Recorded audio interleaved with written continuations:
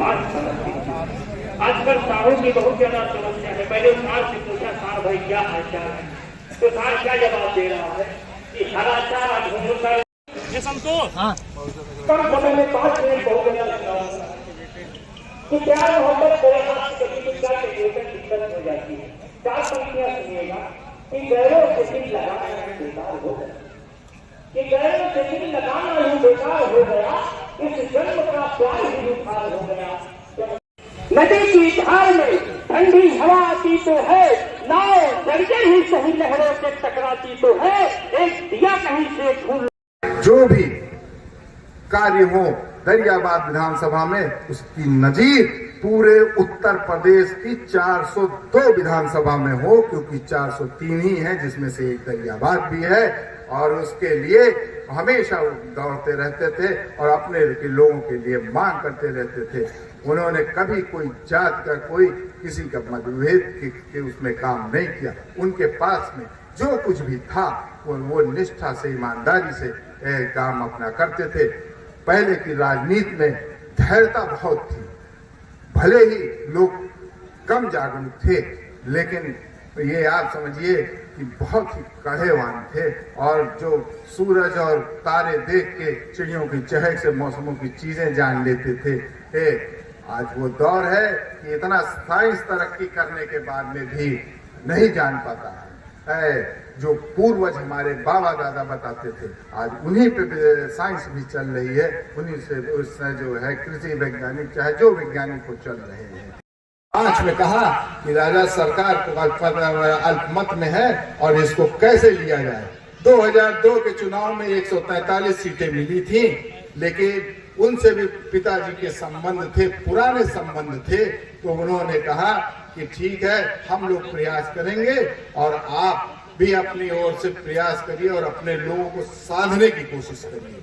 और उन्होंने साधा और आपसे बताएं 143 से 205 का आंकड़ा छुआ। ये राजा साहब जैसे लोग थे जो मुलायम सिंह जी के साथ में थे और उनको मुख्यमंत्री के पद पे पहुंचाया। और उनको जरिए ही धरती पुत्र का खिताब मिला। और आप बताएं, उन्होंने ना कोई पद लिया, ना कोई चीज ली कि हमको ये चाहिए। उन्होंने कहा जो भी विधायक आए हैं, इनकी क्षेत्रों की जो समस्याएं होती हैं उनका निराकरण आप करिए।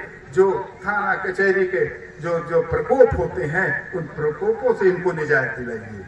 उन्होंने कहा जैसा कहते हो राजा, मैं वैसा ही करूंगा कि किसी भी क्षेत्र उत्तर प्रदेश में कहीं भी कोई ये सुनने को नहीं आएगा कि फलाने के विधायक साथ कोई भी जो है अमर्यादित व्यवहार वहां का कोई अधिकारी करता हो।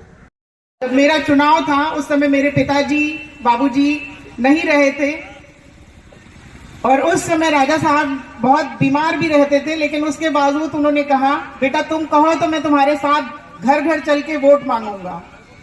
तो ये जज्बा था उनके अंदर अपनी बहू और बेटी के लिए। तो आप समझ सकते हैं कि वो कितने डाउन टू अर्थ, कितने लोगों के लिए लगाव रखने वाले, मानने वाले थे। और यही कारण है कि जब वो निर्दलीय भी लड़े तो आप लोगों ने प्यार और सम्मान दिया। ये कोई राजनीतिक मंच नहीं है, लेकिन बस मैं यही कहना चाहूंगी कि उनके छोड़े हुए अधूरे कामों को हमारे भाई राजा रिंकू जी पूरा करने का पूरा प्रयास करेंगे और उनके बताए हुए रास्ते पर चलेंगे। आप सभी से बस इतने सहयोग की अपेक्षा है कि आप उनके साथ कंधे से कंधा मिलाकर खड़े रहें। और मैं खुद भी ये वचन देती हूँ कि जहां भी हमारे भाई को जरूरत हुई मैं हमेशा उनके साथ रहूंगी। इसी के साथ बहुत ज्यादा आपका वक्त ना लेते हुए मैं विदा चाहती हूँ, अपनी वाणी को विराम देती हूँ। जय हिंद, जय भारत। ने जो चुनाव हराया, तो मैं कहना चाहता हूं कि राजा का मतलब क्या होता है, उसका मतलब समझ लीजिए। राजा जिस नीति को बनाता था या बनाता है उसी को राजनीति कहते हैं।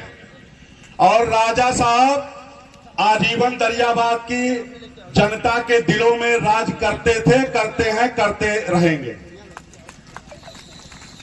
हमारी आवाज जहां तक जा रही हो, हम सभी भाई से कहना चाहेंगे, एक बार राजा साहब का जयघोष हम करना चाहते हैं।